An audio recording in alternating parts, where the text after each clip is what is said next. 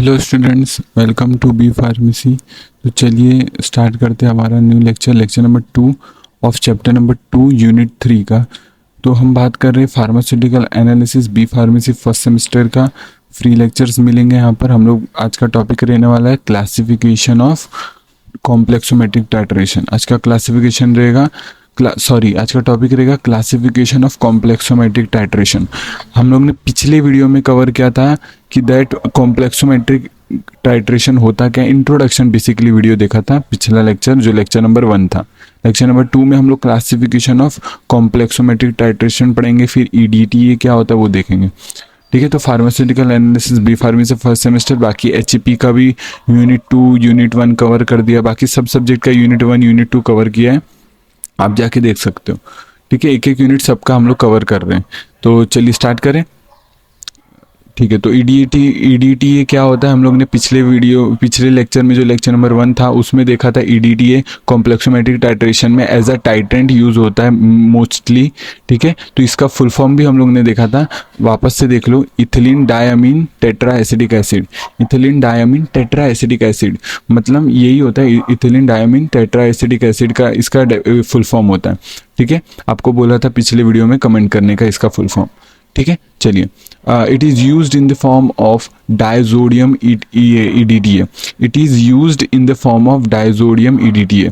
तो ये क्या, इसको यूज़ किया जाता है किससे, डायजोडियम ईडीटीए के फॉर्म में यूज़ किया जाता है। और ये क्या है, एक तरीके का वाटर सॉल्युबल है, एक तरीके का क्या है, वाटर सॉल्युबल। ठीक है, बात करते हैं स्ट्रक्चर की। स्ट्रक्चर क्या होता है, इसमें स्ट्रक्चर देख सकते हो आप।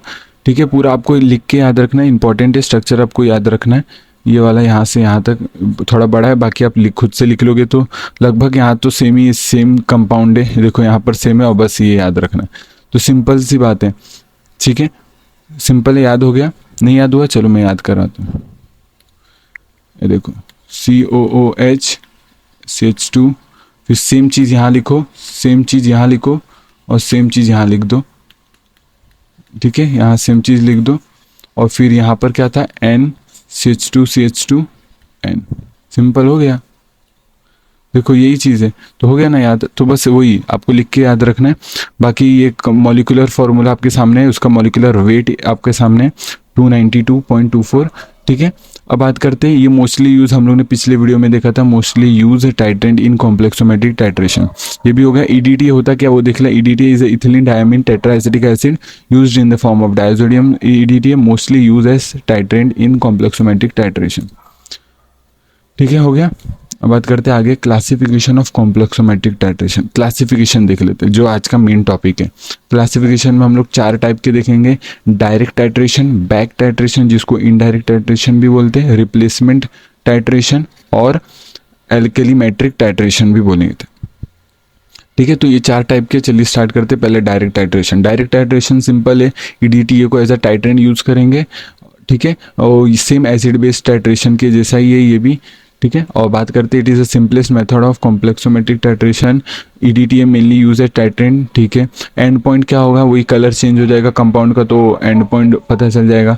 ये सूटेबल किसके लिए नहीं होता, जो स्लो कॉम्प्लेक्सोमेट्रिक टाइट्रेशन है उनके लिए ये सूटेबल नहीं होता। जो स्लो कॉम्प्लेक्सोमेट्रिक टाइट्रेशन है उसके लिए डायरेक्ट टाइट्रेशन नहीं है। ठीक है, अब बात करते हैं बैक टाइट्रेशन क्या है। बैक टाइट्रेशन होता है जैसे कि back titration, it is also known as indirect titration. Simple सी बात है, हम लोग ने अभी देखा था इनडायरेक्ट टाइट्रेशन होता क्या। ठीक है, तो इनडायरेक्ट टाइट्रेशन बोलते हैं, उसका दूसरा नाम इनडायरेक्ट टाइट्रेशन। इस टाइट्रेशन में हम करते क्या है, जो ईडीटी हम लोग जो ऊपर लेते हैं टाइट्रेंट में, उसको ज़्यादा अमाउंट में ले लेते हैं, एक्सेस अमाउंट में ले लेते हैं। तो एक्सेस अमाउंट में जैसे टाइट्रेंट कर लिया, और जो बचा हुआ एक्सेस अमाउंट है ईडीटी का, उसको फिर से टाइट्रेट किया जाता है किसके साथ, second metal ion, standard solution of second metal ion. तो पहले एक तो फर्स्ट मेटल आयन का साथ हम लोग टाइट्रेशन करते हैं, फिर जो बचा हुआ ईडीटी है फिर उसको सेकेंड मेटल आयन के स्टैंडर्ड सॉल्यूशन के साथ टाइट्रेशन करते हैं। यही चीज़ यहाँ लिखा है, आप पढ़ सकते हो। चीज़ें समझ में आई। इनडायरेक्ट, ये डायरेक्ट टाइट्रेशन या बैक टाइट्रेशन होता क्या है। अब बात करते हैं रिप्लेसमेंट टाइट्रेशन। रिप्लेसमेंट टाइट्रेशन क्या होता है? This titration is perform when direct and back titration does not give sharp and point. जब ये दोनों टाइट्रेशन जब शार्प एंड पॉइंट नहीं देते तो हम लोग इस टाइट्रेशन का इस्तेमाल करते हैं, दैट इज रिप्लेसमेंट टाइट्रेशन। इसमें ये टाइट्रेशन ऐसा टाइट्रेशन है जिसमें क्या करता है, जो मेटल आयन होता है एनालाइट में वो डिस्प्लेस कर देता है दूसरे मेटल आयन को फ्रॉम मेटल ईडीटीए कॉम्प्लेक्स। जो भी मेटल और ईडीटीए के बीच में कॉम्प्लेक्स बनता है वो दूसरा मेटल इसको रिप्लेस करके खुद आ जाता है। तो ये यहाँ पर रिप्लेसमेंट टाइट्रेशन काम आता है। ठीक है, बाकी इतना ही डिटेल पढ़ना, ज़्यादा नहीं। एल्कलीमेट्रिक टाइट्रेशन क्या होता है? It is use for the determination of anions which generally does not react with EDTA chelates. मतलब जो ईडीटीए के साथ रिएक्ट नहीं करते वो वाले एनायंस को डिटरमाइन करने के लिए एल्कलीमेट्रिक टाइट्रेशन का इस्तेमाल किया जाता है। इसमें क्या किया जाएगा? इसमें हम लोग करते हैं ये कि जो भी फ्री एच आयंस है, जो भी टाइट्रेशन के दौरान फ्री H+ आयंस जो लिबरेट होते, जो निकलते हैं, उनको क्या करते हैं, फिर टाइट्रेट किया जाता है standard solution of alkali using suitable indicator के साथ। मतलब सुटेबल इंडिकेटर यूज करके एल्कली के साथ उसको टाइट्रेट किया जाता है फ्री H+ आयन को, जो कि लिबरेट कब होता है? During titration. ठीक है, सिंपल है। एल्कलीमेट्रिक टाइट्रेशन सिर्फ डेफिनेशन 2-4 पॉइंट के लिए आ सकता है, मार्क्स के लिए। ठीक है, तो चलिए रिवाइज कर लेते हैं। आज का टॉपिक छोटा सा ही था लेक्चर। आज का टॉपिक है ये क्लासिफिकेशन ऑफ कॉम्प्लेक्सोमेट्रिक टाइट्रेशन, ज़्यादा डिटेल नहीं है। ठीक है, बी फार्मेसी फर्स्ट सेमेस्टर का। ठीक है, आपको यहाँ पर फ्री लेक्चर्स मिलेंगे। आपको वीडियो समझ में आ रही कि नहीं बता सकते हो कमेंट में। ईडीटीए क्या होता है हम बात करते हैं। ईडीटीए हम लोग ने पिछले वीडियो में देखा था। ये रिवाइज कर रहा हूँ, एंड ऑफ द लेक्चर में हम लोग रिवाइज करते हैं एक्चुअली में लेक्चर का पूरा। तो ईडीटीए क्या होता है? EDTA is a ethylene diamine tetra acidic acid, आपको फुल फॉर्म याद रखना है। फिर डायोजोडियम सॉल्ट यूज़ किया जाता है in the form of disodium EDTA. ठीक है, वाटर सॉल्युबल एक तरीके का होता है। ये क्वेश्चन पूछा जा सकता है, इसका डायग्राम ये करो, इंपॉर्टेंट है। फिर मोस्टली यूज्ड होता है टाइट्रेशन में, यही वाले चैप्टर में सबसे ज़्यादा ईडीटीए यूज होता है।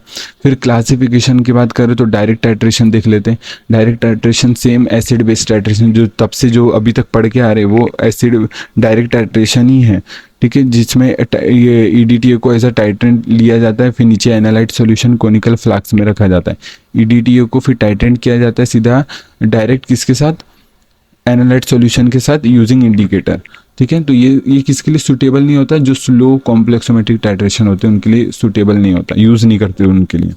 बाकी बात करते हैं बैक टाइट्रेशन को, इनडायरेक्ट टाइट्रेशन भी बोलते हैं। इसमें हम लोग ईडीटीए जो ऊपर लेते हैं उसको ज़्यादा अमाउंट में ले लेते हैं, कि जो पहले रिएक्ट करता है फर्स्ट आयन मेटल के साथ, फिर दूसरा सेकंड मेटल आयन के साथ रिएक्ट करवाने के लिए यूज़ किया जाता है, टाइट्रेंट कराने के लिए यूज़ होता है। ठीक है, अब बात करते हैं नेक्स्ट रिप्लेसमेंट टाइट्रेशन। इसमें क्या होता है? ये ऐसा टाइट्रेशन है जिसमें एक मेटल आयन दूसरे मेटल आयन को फ्रॉम मेटल ईडीटीए कॉम्प्लेक्स से रिप्लेस करते हैं। ठीक है, फिर एल्कलीमेट्रिक में क्या होता है? जो H+ रिलीज होता है ड्यूरिंग टाइट्रेशन, वो फ्री H+ आयंस को किसके साथ टाइट्रेट किया जाता है? एल्कली के साथ यूजिंग सुटेबल इंडिकेटर। तो ये उसका ये मतलब है एल्कलीमेट्रिक टाइट्रेशन का। ठीक है, तो इतना ही 4 टाइप का था। क्लासिफिकेशन ऑफ कॉम्प्लेक्सोमेट्रिक टाइट्रेशन में 4 टाइप का थे। बाकी इसमें कुछ भी डाउट रहा, समझ में नहीं आया होगा कुछ पॉइंट, तो आप कमेंट में लिख देना, आपको फिर नेक्स्ट वीडियो में उसका बता दूंगा डिटेल। कुछ भी डाउट रहा बता सकते हो। तब तक के लिए ठीक है, बाकी की चीज़ें नेक्स्ट वीडियो में देखते हैं। ठीक है, आगे की चीज़ें नेक्स्ट वीडियो में देखेंगे, मेटल आयन इंडिकेटर क्या होता है, बाकी सब चीज़ें। तब तक के लिए ठीक है, इस वीडियो के लिए इतना रखते हैं। Thank you so much video देखने के लिए। टेक केयर, जय हिंद, जय भारत, बाय।